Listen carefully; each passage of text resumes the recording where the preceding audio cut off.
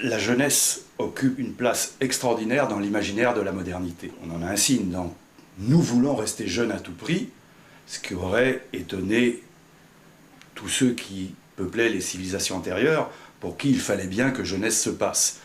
Quelles que soient les quantités de botox et de lifting, rester jeune à tout prix est un idéal impossible. Mais d'où vient ce mythe de la jeunesse? Toutes les nations totalitaires, des Komsomol au Hitler-Jugend, ou au Garde rouge de Mao, ont accordé une place centrale à la jeunesse. Une société qui met à la place de la philosophie ou de la morale la science et la technique, ou plutôt l'imaginaire de la science et de la technique, va donc nous familiariser avec les idées que pour la première fois dans l'histoire de l'humanité, les enfants sont les parents de leurs parents.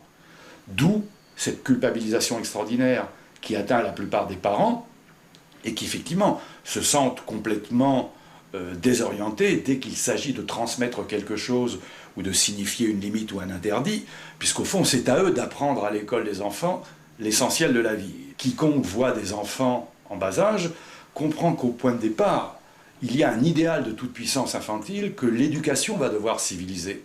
Comme le disait Lévi-Strauss, l'enfant n'est pas spontanément dans le donner, recevoir et rendre.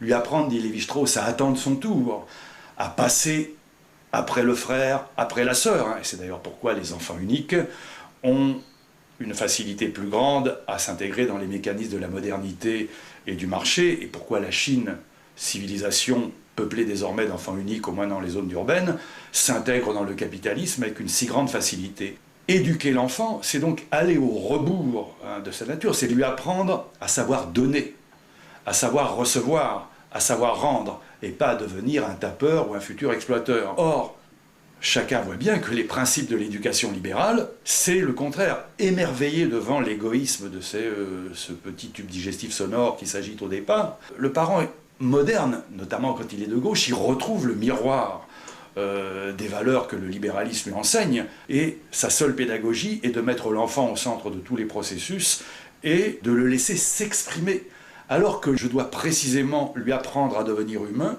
c'est-à-dire à civiliser sa volonté de puissance infantile, faute de quoi il deviendra un de ces êtres égoïstes et égocentriques qui fournissent les élites du monde actuel. Il faut comprendre que le projet libéral fonctionne en produisant un type d'homme nouveau, qui est au fond un homme qui resterait en enfance, qui ne grandirait jamais, un adolescent, et qui explique aussi d'ailleurs cette prolifération des experts.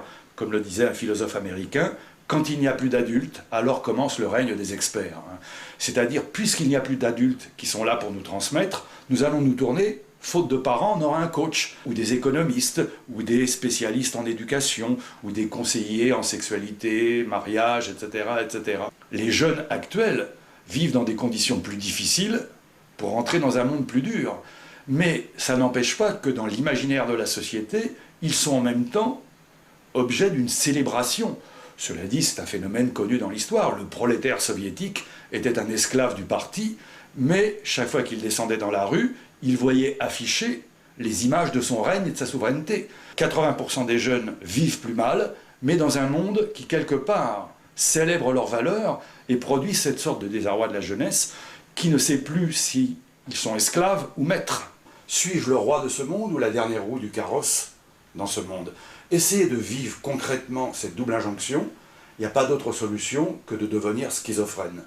Et c'est pourquoi je pense qu'il n'a probablement jamais été si difficile d'être jeune ou adolescent que dans la société dans laquelle nous sommes, et plus encore dans celle dans laquelle nous entrons.